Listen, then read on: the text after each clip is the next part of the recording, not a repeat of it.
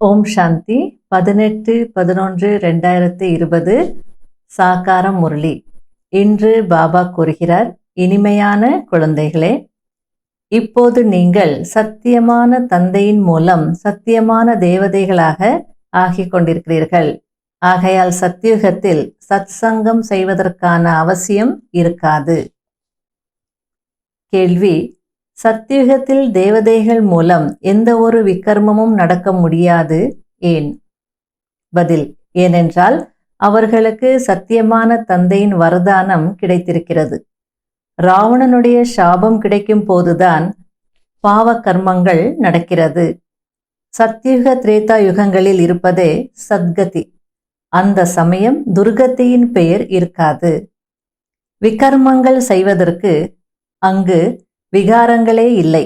துவாபர கலியுகத்தில் அனைவருக்கும் துர்கதி ஏற்பட்டு விடுகிறது. ஆகையால் பாவ கர்மம் நடந்து கொண்டே இருக்கும்.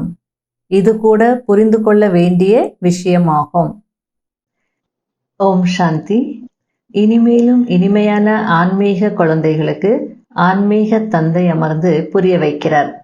அவர் சுப்ரீம் தந்தையாகவும் இருக்கிறார், சுப்ரீம் டீச்சராகவும் இருக்கிறார், சுப்ரீம் சத்குருவாகவும் இருக்கிறார். தந்தையின் மகிமையை இப்படி சொல்வதின் மூலம் கிருஷ்ணர் யாருக்கும் தந்தையாக ஆக முடியாது என்பது நிரூபணமாகிறது. அவர் சிறிய குழந்தையாக இருக்கிறார், சத்யுகத்தின் இளவரசர் ஆவார். அவர் டீச்சராகவும் இருக்க முடியாது, ஏனென்றால் அவரும் அமர்ந்து டீச்சரிடம் படிக்கிறார். அரைக்கல்பம் சத்கதி, அரைக்கல்பம் துர்கதியாகும். எனவே அங்கே சத்கதியில் இருக்கும் காரணத்தினால் ஞானத்திற்கு அவசியம் இருக்காது. பிறகு துவாபர யுகத்திலிருந்து கலியுக கடைசி வரை துர்கதியாகும். ஒவ்வொரு விஷயத்திலும் ஆழமான ரகசியங்கள் நிறைந்திருக்கிறது. ஆகையால் அதை புரிய வைப்பது மிகவும் அவசியமாகும். அந்த நாடகத்தில் மாற்றம் நடக்கிறது. ஆனால் இந்த சிருஷ்டி நாடகத்தில் எந்த மாற்றமும் செய்ய முடியாது. இந்த சிருஷ்டி நாடக சக்கரம் சுற்றுகிறது என்றும் சொல்கிறார்கள். ஆனால் எப்படி சுற்றுகிறது, அப்படியே சுற்றுகிறதா அல்லது மாறுகிறதா என்பது யாருக்கும் தெரியாது. இது ஏற்கனவே உருவாக்கப்பட்டு உருவாகி கொண்டிருக்கிறது என்றும் சொல்கிறார்கள். கண்டிப்பாக ஏதோ ஒரு விளையாட்டு இருக்கிறது, அது மீண்டும் சுற்றி கொண்டே இருக்கிறது. இந்த சக்கரத்தில் மனிதர்கள்தான் சுற்றி வர வேண்டி இருக்கிறது. நல்லது, இந்த சக்கரத்தின் ஆயுள் என்ன, எப்படி ரிப்பீட் ஆகிறது, இது சுற்றி வருவதற்கு எவ்வளவு காலம் ஆகிறது, இதை யாரும் தெரிந்திருக்கவில்லை. இது பிராமண குலமாகும். சர்வோத்தம பிராமண குலம் என்று சொல்லப்பட்டிருக்கிறது. தேவி தேவதைகளுடைய குலமும் இருக்கிறது. இதை புரிய வைப்பது மிகவும் சகஜமாகும். சூட்ச்ம வதனத்தில் ஃபரிஷ்தாக்கள் இருக்கிறார்கள். அங்கே எலும்பு தசையெல்லாம் இருப்பதில்லை. தேவதைகளுக்கு எலும்பு தசை இருக்கிறது அல்லவா? சூக்ஷ்ம வதனத்தில் ஆபரணங்கள் இருக்க முடியாது. அதனால்தான் பிரம்மாவை வெள்ளை ஆடை அணிந்தவராக காட்டப்பட்டிருக்கிறது. அதாவது சூட்ச்ம சரீரத்தை தான் வெள்ளை ஆடையாக காட்டப்பட்டிருக்கிறது. ஏனென்றால் சூக்ஷ்ம சரீரம் என்ன என்பதை பாவம் அவர்களால் புரிந்து கொள்ள முடியாது. அங்கே இருப்பதே ஃபரிஷ்தாக்கள், அவர்களுக்கு எலும்பு தசை இருப்பதில்லை. சூக்ஷ்ம வதனத்தில் இந்த அலங்காரங்கள் எல்லாம் இருக்க வேண்டியதில்லை. ஆனால் சித்திரங்களில் காட்டப்பட்டிருக்கிறது என்பதால் பாபா அதையே காட்சியாக காட்டி பிறகு அர்த்தத்தை புரிய வைக்கிறார். தேவிகளுக்கு எவ்வளவு பூஜை செய்கிறார்கள், பிறகு நீரில் மூழ்கடித்து விடுகிறார்கள். இவை அனைத்தும் பக்தி மார்க்கமாகும். பக்தி மார்க்கத்தின் புதைக்குழியில் கழுத்து வரை மூழ்கி இருக்கிறார்கள் எனும் போது எப்படி வெளியே கொண்டு வர முடியும்? வெளியில் கொண்டு வருவது கடினமாகி விடுகிறது. சிலர் மற்றவர்களை வெளியே கொண்டு வருவதற்கு நிமித்தமாகி பிறகு அவர்களே மூழ்கி விடுகிறார்கள். சுயம் அவர்களே கழுத்து வரை சேற்றில் மாட்டிக்கொள்கிறார்கள். அதாவது காம விகாரத்தில் விழுந்து விடுகிறார்கள். இதுதான் மிக பெரிய புதைக்குழியாகும். சத்தியுகத்தில் இந்த விஷயங்கள் இருப்பதில்லை. இப்பொழுது நீங்கள் சத்தியமான தந்தையின் மூலம் சத்தியமான தேவதைகளாக ஆகிக் கொண்டிருக்கிறீர்கள். பிறகு அங்கே சத் சங்கம் நடப்பதில்லை. இங்கே பக்தி மார்க்கத்தில்தான் சத் சங்கம் நடக்கிறது. கலியுகத்தில் அனைவரும் பாவாத்மாக்கள், சத்தியுகத்தில் அனைவரும் புண்ணிய ஆத்மாக்கள் இருப்பார்கள் என்று பாபா வந்து புரிய வைக்கிறார். இரவு பகலுக்கான வித்தியாசம் இருக்கிறது. நீங்கள் இப்பொழுது சங்கம யுகத்தில் இருக்கிறீர்கள். கலியுகம் மற்றும் சத்தியுகம் இரண்டையும் தெரிந்திருக்கிறீர்கள். முக்கியமான விஷயம் இக்கரையில் இருந்து அக்கரைக்கு செல்வதாகும். பார்க்கடல் மற்றும் விஷக்கடல் பற்றியும் பாடப்பட்டிருக்கிறது. ஆனால் அர்த்தம் எதையும் புரிந்து கொள்வதில்லை. இப்பொழுது பாபா அமர்ந்து கர்மம் அகர்மத்தின் ரகசியத்தை புரிய வைக்கிறார். மனிதர்கள் கர்மத்தை செய்கிறார்கள். பிறகு அதில் சில கர்மங்கள் அகர்மங்களாக ஆகிறது, சில கர்மங்கள் விகர்மங்களாகி விடுகிறது. ராவண ராஜ்யத்தில் அனைத்து கர்மங்களும் விகர்மங்களாக ஆகிவிடுகிறது. சத்தியுகத்தில் விகர்மங்கள் நடப்பதில்லை. ஏனென்றால் அது ராமராஜ்யம். பாபாவிடமிருந்து வரத்தை பெற்றிருக்கிறார்கள். ராவணன் சாபம் கொடுக்கிறான்.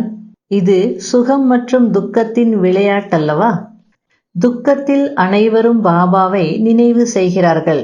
சுகமாக இருக்கும் போது யாரும் நினைவு செய்வதில்லை. அங்கே விகர்மங்கள் இருப்பதில்லை. இப்பொழுது நிறைய தர்மங்கள் இருக்கிறது. ஆனால் தேவி தேவதா தர்மம் மறைந்து போயிருக்கிறது. யார் தேவி தேவதா தர்மத்தை சார்ந்தவர்களோ அவர்கள் பிறகு அதே தேவி தேவதா தர்மத்தில் வர வேண்டும். தேவி தேவதா தர்மத்தை சார்ந்தவர்கள் யாராவது மதம் மாறி வேறு தர்மத்திற்கு போயிருந்தால் அவர்கள் திரும்பி தங்களுடைய தேவி தேவதா தர்மத்திற்கு வந்து விடுவார்கள். அவர்களுக்கு இந்த ஞானம் மற்றும் யோகம் மிகவும் நன்றாக இருக்கும், அதாவது பிடித்திருக்கும். இதன் மூலம் அவர்கள் நம்முடைய தர்மத்தை சார்ந்தவர்கள் என்பது நிரூபணமாகிறது. இதை புரிந்து கொள்வதற்கும் புரிய வைப்பதற்கும் விஷாலமான புத்தி தேவை. பாபா நான் தங்களுடைய ஒரு நாள் குழந்தை என்று இப்படி கூட எழுதுகிறார்கள். ஒரே நாளில் நம்பிக்கை ஏற்பட்டது, உடனே கடிதம் எழுதுகிறார்கள். குழந்தையாகிவிட்டதினால் உலகத்திற்கு எஜமானர் ஆகிவிட்டார்கள் என்று பாபா கூறுகிறார். நான் உங்களுடைய தந்தையாகவும் இருக்கிறேன், ஞான கடலாகவும் இருக்கிறேன் என்று பாபா புரிய வைத்திருக்கிறார். இது உயர்ந்ததிலும் உயர்ந்த ஞானமாக இருக்கிறது. அதன் மூலம் நாம் உலகத்திற்கு எஜமானர்களாக ஆகிறோம். நம்முடைய தந்தை சுப்ரீமாக இருக்கிறார். சத்தியமான தந்தை, சத்தியமான டீச்சர் சத்தியத்தை கூறுகிறார். எல்லையற்ற படிப்பினையை கொடுக்கிறார். எல்லையற்ற குருவாகவும் இருக்கிறார். அனைவரையும் சத்கதி அடைய வைக்கிறார். அடுத்தது பாபா கூறுகிறார், இந்த தாய்மார்கள்தான் தூய்மையற்றவர்களை தூய்மையாக்கும் கங்கைகள். சிவசக்தி என்றும் சொல்லலாம், சிவ வம்சத்தினர் என்றும் சொல்லலாம். சிவவம்ச பிரம்மா குமார் குமாரிகள், அதாவது அனைவரும் சிவ வம்சத்தினர்களே. மற்றபடி பிரம்மாவின் மூலம் படைப்பை படைக்கிறார் என்றால் சங்கம யுகத்தில்தான் பிரம்மா குமார் குமாரிகள் இருக்கிறார்கள். பிரம்மாவின் மூலம் தத்தெடுக்கிறார். பாபா அனைவரையும் எந்த உழைப்புமின்றி சாந்தி தாமத்திற்கு திரும்பி அழைத்து செல்கிறார். கணக்கு வழக்குகளை முடித்து அனைவரும் வீட்டிற்கு செல்வார்கள். ஏனென்றால் கடைசி நேரமாக இருக்கிறது. பாபா சேவை செய்வதற்காகவே வருகிறார். அனைவருக்கும் சத்கதி கொடுக்கிறார். இது முட்கள் நிறைந்த காடாகும். ஏனென்றால் ஒருவருக்கொருவர் துக்கம் கொடுத்து கொண்டே இருக்கிறார்கள். இதற்கு துக்கதாமம் என்று சொல்லப்படுகிறது. சத்யுகம் சுகதாமமாகும். துக்கதாமத்தில் இருந்து சுகதாமமாக எப்படி ஆகிறது என்பது உங்களுக்கு புரிய வைக்கப்பட்டிருக்கிறது. நான் இவருக்குள் பிரவேசம் செய்து எல்லையற்ற சந்நியாசம் செய்ய வைக்கிறேன். உடனே சந்நியாசம் செய்ய வைத்து விடுகிறேன். ஏனென்றால் பாபா சேவை செய்ய வேண்டியதாக இருக்கிறது. அதனால்தான் செய்ய வைக்கிறார். முக்கியமான விஷயம் பாபாவின் அறிமுகமாகும். நம்முடைய தந்தை சுப்ரீம் தந்தையாக, சுப்ரீம் டீச்சராக இருக்கிறார். அவர் முழு உலகத்தின் முதல் இடை கடைசியின் ரகசியத்தை புரிய வைக்கிறார். இதை பற்றி யாருக்கும் தெரியவில்லை. இதை புரிய வைப்பதற்கும் நேரம் தேவை. கடைபிடிக்க வேண்டிய முக்கியமான சாராம்சம். முதல் பாயிண்ட், கர்மம், அகர்மம் மற்றும் விகர்மத்தின் ஆழமான விளைவுகளை புத்தியில் வைத்து இப்பொழுது எந்த விகர்மமும் செய்யக்கூடாது. ஞானம் மற்றும் யோகத்தை தாரணை செய்து மற்றவர்களுக்கும் சொல்ல வேண்டும். 2வது பாயிண்ட், சத்தியமான தந்தையின் சத்தியமான ஞானத்தை கொடுத்து மனிதர்களை தேவதைகள் ஆக்கும் சேவை செய்ய வேண்டும். விகாரங்கள் என்ற புதைக்குழியில் இருந்து அனைவரையும் வெளியெடுக்க வேண்டும். வரதானம், தன்னுடைய சக்திசாலி நிலையின் மூலம் மன்சா சேவைக்கான சான்றிதழ் பெறக்கூடிய சுய பயிற்சியாளர் ஆகுங்கள். உலகத்திற்கு லைட் மற்றும் மைட், அதாவது ஒளி மற்றும் சக்தியின் வரதானம் கொடுப்பதற்கு அமிர்த வேளையில் நினைவின் சுய பயிற்சியின் மூலம் சக்திசாலி வாயுமண்டலத்தை உருவாக்குங்கள். அப்பொழுது மனசா சேவையின் சான்றிதழ் கிடைத்துவிடும். கடைசி சமயத்தில் மனதின் மூலம்தான், அதாவது பார்வையினாலேயே பிராப்திகளை நிரப்பக்கூடிய தன்னுடைய உள் உணர்வு மூலம் அவர்களின் உணர்வுகளை மாற்றக்கூடிய சேவை செய்ய வேண்டும்.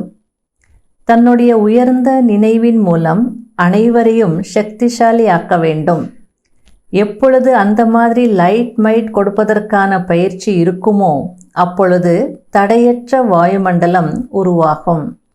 மேலும் இந்த கோட்டை உறுதியாகிவிடும்.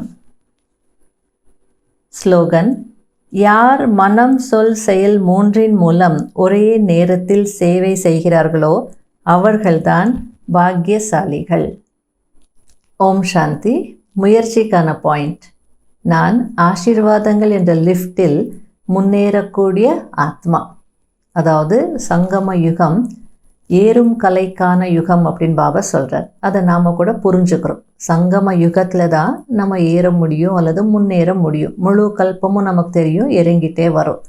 அப்போ ஏறுறதுக்கு பாபா நமக்கு நிறைய விஷயங்கள் கொடுத்துருக்கிறார். ஞானம் கொடுத்துருக்கிறார், யோகத்திற்கான விஷயங்கள் எல்லாத்தையும் கொடுத்துருக்கிறார், சேவை செய்வது சொல்லி கொடுத்துருக்கிறார், தாரணை பற்றியும் சொல்லியிருக்கிறார். அப்போ ஞான யோக தாரணையின் மூலமாக நம்ம முன்னேற முடியுன்றது நல்லா புரிஞ்சுக்கிட்டோம்.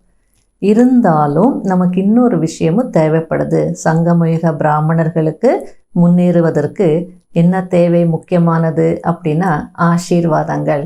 அந்த ஆசீர்வாதங்கள் இருந்ததுன்னா நம்ம ரொம்ப ஈஸியாக முன்னேற முடியும். அப்போ ஆசீர்வாதங்கள் எப்படி அடைய முடியும் அப்படின்னா அதுக்கு பேலன்ஸ் வேணும்.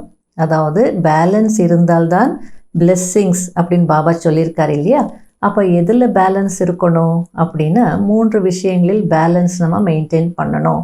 அதாவது முதல்ல சுயஸ்திதி, நம்முடைய மனநிலை நல்லா இருக்கணும். 2வது சம்பந்தம், பாபாவுடன் சம்பந்தம் சரியாக இருக்கணும். நம்ம கூட இருக்கிறவங்க அல்லது யாரும் தொடர்பில் நம்ம வர்றோமோ அனைவருடனும் நம்முடைய சம்பந்தம் நல்லா இருக்கணும். 3வது தான் சேவை. அப்போ ஸ்திதி, சம்பந்தம், சேவை 3லும் பேலன்ஸ் இருந்ததுன்னா கண்டிப்பாக நமக்கு பிளெஸ்ஸிங்ஸ் கிடைக்கும். ஆனால் இப்போ நடக்கிறது என்ன, சேவைக்கு தான் அதிகமான முக்கியத்துவம் கொடுப்போம், சுயஸ்திதிக்கு கொடுக்கறதில்ல, சம்பந்தத்துக்கு அவ்வளோ முக்கியத்துவம் கொடுக்கறதில்ல.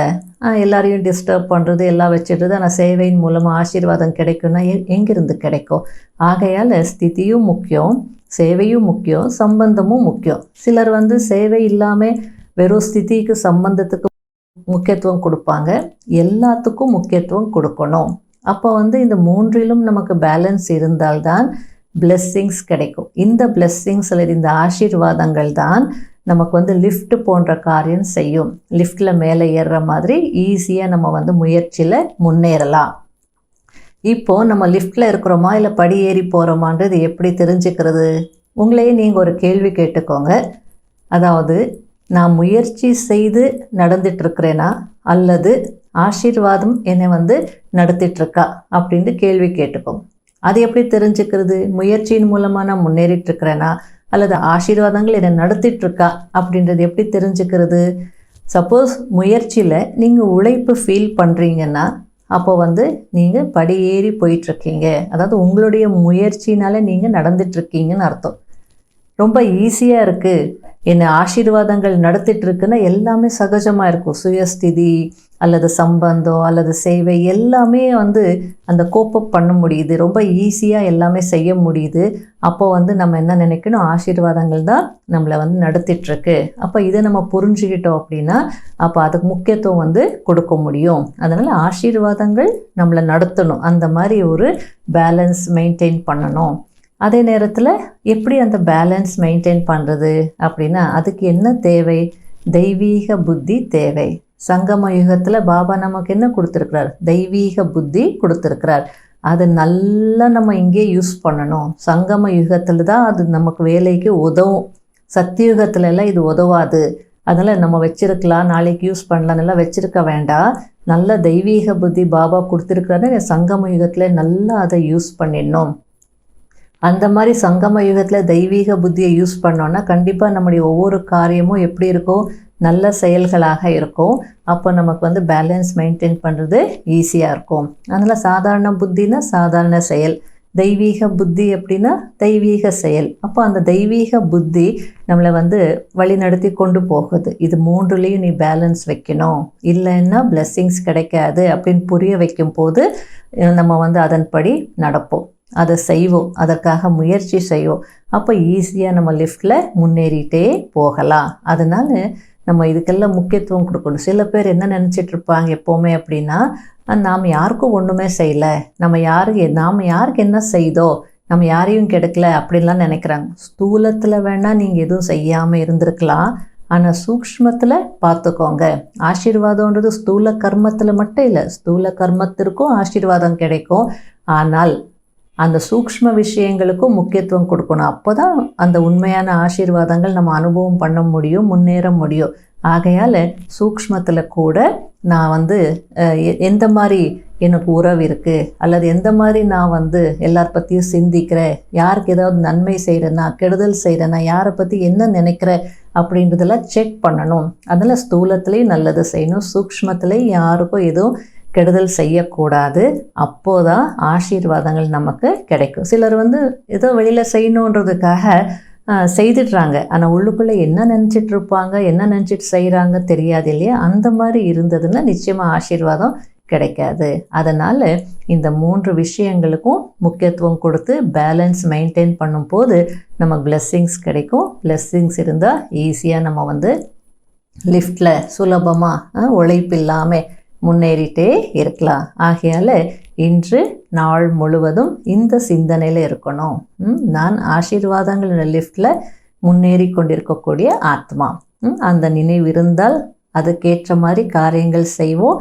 அப்போ அதுக்கேற்ற அனுபவங்கள் நமக்கு கிடைக்கும். இன்று இதை அனுபவம் செய்வோம். ஓம் சாந்தி.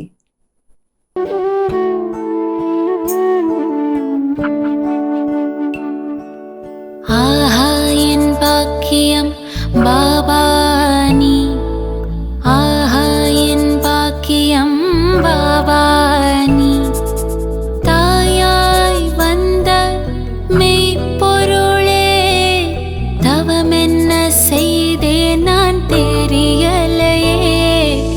ஆஹா என் பாக்கியம்